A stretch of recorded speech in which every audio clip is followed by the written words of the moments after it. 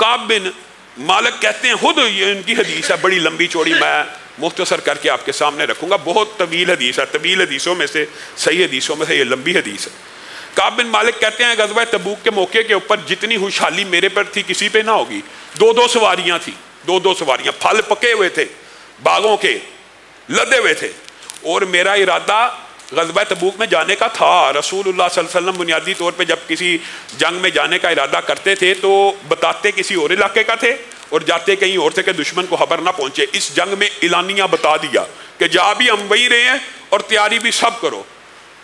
تو اتنی بڑی تعداد میں صحابہ نے، اور سب کو رسول اللہ نے کہا جو تندرست ہے، صحت مند ہے، استطاعت ہے، سب شامل ہو، یہ فیصلہ کن جنگ ہونے والی ہے۔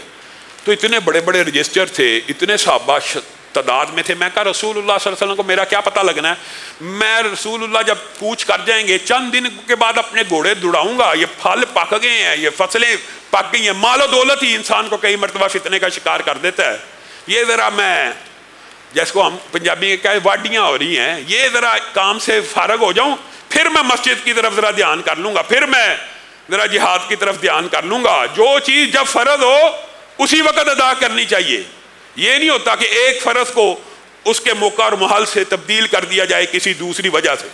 خیر انہوں نے کہا کہ میں بعد میں شامل ہو جاؤں گا، بعد میں ہو جاؤں گا۔ قافلہ کوچ کر گیا اور کوچ کرتا گیا، یہاں تک کہ میں سوچتا رہا آج جاتا ہوں، کل جاتا ہوں، کل جاتا ہوں، یہاں تک کہ پتہ چلا جنگ بھی ہوگی، فتح بھی ہوگی، اور رسول اللہ صلی اللہ علیہ وسلم نے وہاں پہ میرا پوچھا بھی ہے کعب بن مالک کہاں ہیں؟ تو لوگوں نے کہا وہ ذرا مال دولت کی فراوانی نے اس کو گمراہ کر دیا۔ تو معاذ بن جبل نے ان کی حمایت بھی کی تھی کہ ہم نے ان میں کوئی عیب نہیں دیکھا۔ بہرحال اب قافلہ واپس آنا شروع ہو گیا اور میرے دل میں وہم وسوسے کہ میں رسول اللہ کو کیا جواب دوں گا اگر انہوں نے مجھ کو بلا کے پوچھ لیا۔ میرے دل میں وسوسے آ رہے ہیں اور میں دیکھ رہا ہوں کہ مدینہ کے اندر صرف منافق، بے ایمان، لاغر، مریض لوگ ہی رہ گئے ہیں، اور میں شرمندگی محسوس کر رہا ہوں، میں نے کتنا بڑا گناہ کر دیا، جنگ سے پیچھے رہ گیا، جہاد سے پیچھے رہ گیا، یعنی میدان جنگ سے پشت پھیر دی، اور میں ان کو دیکھتا تو اپنے اوپر اور شرمندہ ہوتا گیا۔ اب شرمندگی کے احساسات اور جذبات بڑھتے چلے جا رہے ہیں اور رسول اللہ صلی اللہ علیہ وسلم قریب آ چکے ہیں۔ اب وہ جو منافق ہیں، جو غلط لوگ ہیں، مریض ہیں وغیرہ، اپنا اپنا رسول اللہ کے پاس ادھر جا کے پیش کر رہے ہیں اور جھوٹ بول رہے ہیں۔ میں اس وجہ سے نہیں تھا گیا، رسول اللہ ہاتھ اٹھاتے ہیں اللہ اس کو معاف کر دے، یہ اس وجہ سے نہیں تھا گیا، پھر آتے ہیں معاف کر دے، وہ آتے جا رہے ہیں جھوٹ بول بول کے نجات پائی جا رہے ہیں۔ میں بھی رسول اللہ کی بارگاہ میں پیش ہو گیا اور رسول اللہ نے پوچھا ہاں جی کعب صاحب آپ کیوں نہیں تھے گئے؟ کعب بن مالک کہنے لگے اللہ کے رسول سچی بات بتاتا ہوں، مال و دولت کی فراوانی تھی، باغ پک چکے تھے، سستی کے علاوہ کوئی عذر نہیں ہے، سستی کے علاوہ کوئی عذر نہیں ہے۔ رسول اللہ صلی اللہ علیہ وسلم نے ان کا معاملہ معلق کر دیا اور لوگوں نے کہا کعب تو بے وقوف ہو گیا، یہ جو جھوٹ بول بول کے رسول اللہ کی بارگاہ میں پیش ہوئے ہیں ان کے لیے رسول اللہ نے مغفرت کی دعا کر دی، تو سچ بول کے اپنے آپ کو پھنسا رہا ہے۔ کہا میرا دل چاہا کہ میں دوبارہ جاؤں اور کوئی عذر بیان کر دوں۔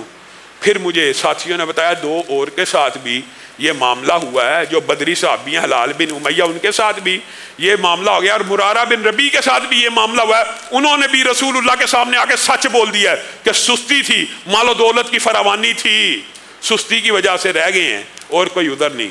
تو ان تینوں کا معاملہ رسول اللہ نے پینڈنگ کر دیا، معلق کر دیا۔ اب یہ اپنی قصے اور کفیات بیان کرتے ہیں، یہ بڑا رونے والا واقعہ۔ کعب بن مالک کہتے ہیں میں رسول اللہ صلی اللہ علیہ وسلم کے سامنے آتا تھا جان بوجھ کے کہ مجھے سلام ہی کر دیں، کبھی میں ادھر سے چہرہ دکھا رہا ہوں، کبھی میں ادھر سے چہرہ دکھا رہا ہوں، رسول اللہ صلی اللہ علیہ وسلم بے اعتنائی کر رہے ہیں، بے توجہی کر رہے ہیں۔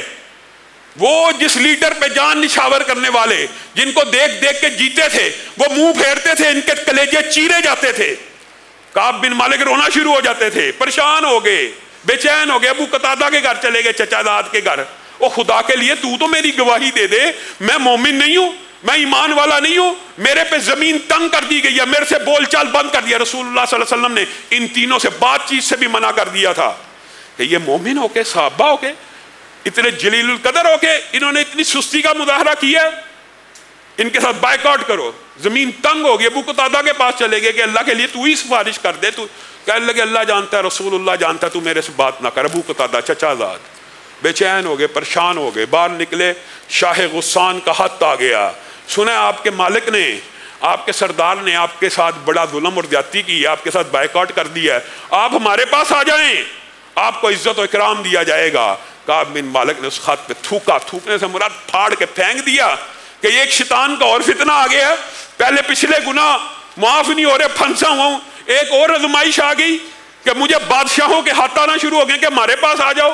رسول اللہ صلی اللہ علیہ وسلم کو چھوڑ کے کہا 40ویں دن رسول اللہ صلی اللہ علیہ وسلم کا قاصد آیا، اپنی بیوی سے علیحدہ ہو جاؤ۔ بیوی سے علیحدہ کر دیا گیا، بیوی کے ساتھ بھی تعلق ختم کر دیا گیا۔ حلال کو اللہ رب العزت نے یہ اجازت دی کہ تو بزرگ ہے، تیری بیوی تیری دیکھ بھال کر لے، لیکن تعلق قائم نہیں ہونا۔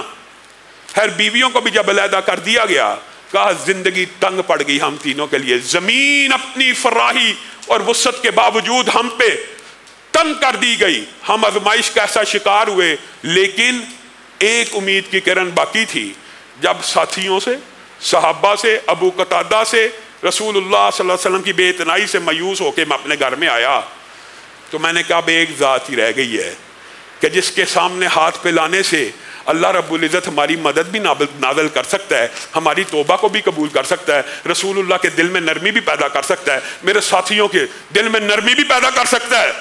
پھر اللہ رب العزت کی بارگاہ میں یہ تینوں زارو کتار روتے رہے 10 دن زارو کتار روتے رہے، اللہ سے معافی مانگتے رہے، ہم سے بہت بڑا جرم ہو گیا، آج کے بعد یہ جرم نہیں کیا جائے گا۔ 50واں دن آ گیا، یعنی 40 کے بعد 10 دن، 50واں دن آ گیا، ایک قاصد دوڑتا ہوا آیا، ٹیلے پہ چڑھا، او کعب تیری توبہ کو اللہ نے سن لیا، اچھا جو کپڑے پہنے تھے وہی اتار کے اس کو دیے، نئے کپڑے تیار کر کے پہن کے رسول اللہ صلی اللہ علیہ وسلم کی بارگاہ میں پیش ہوئے۔ طلحہ بن عبید اللہ نے آگے بڑھ کے اہلاً و سہلاً کہا۔ کعب بن مالک کہتے ہیں اللہ کی قسم یہ ایک ایسا احسان ہے طلحہ کا میرے اوپر جو میں مرتے دم تک نہیں بھول سکتا۔ وہ جو سارے صحابہ بیٹھے ہوئے تھے ان میں سے مہاجرین کا آپ کو پتا درجہ زیادہ ہے انصاریوں سے، تو مہاجروں میں سے صرف طلحہ تھا جس نے میرا استقبال کیا، باقی اس وقت تک بھی منہ بنائے بیٹھے تھے۔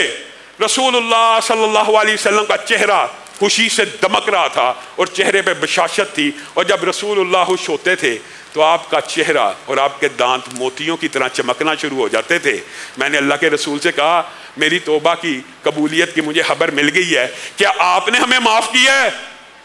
کہا نہیں، آسمان کے رب نے تمہاری برات کی قرآن میں ہمیشہ کے لیے آیتیں نازل کرنی ہیں۔ وَعَلَى الثَّلَاثَةِ الَّذِينَ خُلِّفُوا، ان تینوں کی توبہ بھی اس کے رب نے قبول کر لی۔ میرے بھائیو کون سا گناہ ایسا باقی رہ گیا ہے جس کی توبہ اللہ رب العزت قبول نہیں کرتا؟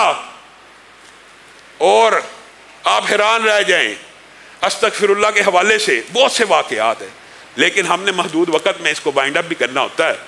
ایک بات اور بیان کر کے اپنی بات کو ختم کروں گا۔ امام احمد ابن حنبل ایک مرتبہ ایک علاقے میں گئے، اس کی مسجد پہ پہنچے تو مسجد بند ہو چکی تھی، مسجد کے باہر ڈیرا ڈال لیا۔ ایک نان بھائی وہاں سے گزرا، اس نے کہا یہ کوئی بزرگ آدمی بیٹھا ہوا ہے، اس کو ساتھ لے کے اپنے گھر آ گیا۔ امام احمد ابن حنبل کہتے ہیں وہ نان بھائی کو میں نے دیکھا، میری خاطر مدارت اس نے بطور بزرگ، بطور اجنبی، بطور مسافر کی، جو مسلمانوں کے اوپر لازم ہے ایک دوسرے کا احترام کرنا، اکرام کرنا۔ میں دیکھتا ہوں منہ میں کچھ بڑبڑاتا ہے ہر تھوڑی دیر بعد۔ میں نے پوچھا کیا کرتا ہے؟ کہتا میں استغفر اللہ پڑھتا رہتا ہوں، استغفر اللہ استغفر اللہ استغفر اللہ۔ میرے بھائیو استغفر اللہ صرف توبہ کے الفاظ نہیں ہیں، اس کے فضائل و برکات اس قدر زیادہ ہیں کہ آپ حیران رہ جائیں۔ انشاءاللہ کل کچھ اس والے سے گفتگو بھی کریں گے، لیکن یہاں پہ دیکھیں میں منہ میں استغفر اللہ پڑھتا رہتا ہوں۔ کیا کبھی استغفر اللہ کا کوئی نتیجہ بھی دیکھا ہے؟ اے بزرگ تو مسافر ہے، میں تجھے کیا کیا نتیجے بتاؤں۔ میں نے جب سے یہ وظیفہ منہ پہ چڑھایا ہے، چلتے پھرتے زندگی کے اندر جب بھی یہ پڑھ کے رب سے دعا کرتا ہوں وہ دعا قبول ہو جاتی ہے، اسی وقت قبول ہو جاتی ہے۔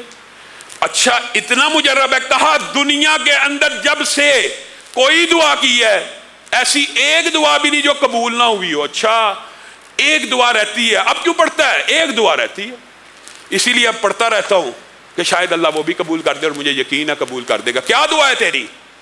کہا میری دعا ہے کہ زمین کی پشت کے اوپر حدیث کا سب سے بڑا امام احمد ابن حنبل کبھی اس کا دیدار ہو جائے، کبھی اس سے ملاقات ہو جائے۔ امام احمد ابن حنبل نے کہا اللہ نے مجھے کان پکڑ کے تیرے گھر میں داخل کر دیا ہے، میں ہی امام احمد ابن حنبل ہوں۔ میرے بھائیوں جس طرح کعب بن مالک نے توبہ کے بعد رسول اللہ کی بارگاہ میں آ کے یہ کہا تھا نا، اللہ کے رسول جس مال نے مجھے بہکایا یہ سارا مال اللہ کی بارگاہ میں قربان کرتا ہوں، اس وقت رسول اللہ نے ان کو منع کر دیا تھا سارا نہیں کرنا، اگرچہ تجھے مال نے بہکایا ہے لیکن سارا پھر بھی نہ کر، کچھ اپنے پاس رکھ لے۔ تو توبہ کا مطلب یہ ہوتا ہے کہ جس وجہ سے گناہ ہوا ہو ان اسباب کے اوپر بھی غور کیا جائے اور ان اسباب کو بھی کاٹا جائے، تھوڑا کیا جائے۔ یہی کعب بن مالک نے آ کے رسول اللہ کو کہا تھا میرا پورا مال اب اسلام کے لیے حاضر ہے، اس مال کی وجہ سے میں پیچھے رہ گیا تھا، تو رسول اللہ نے پورا قبول نہیں تھا کیا، اس کو کٹ شارٹ کرنے کا حکم دیا تھا۔ اللہ رب العزت جو کہا گیا جو سنا گیا اس کو سمجھنے کی توفیق عنایت فرمائے۔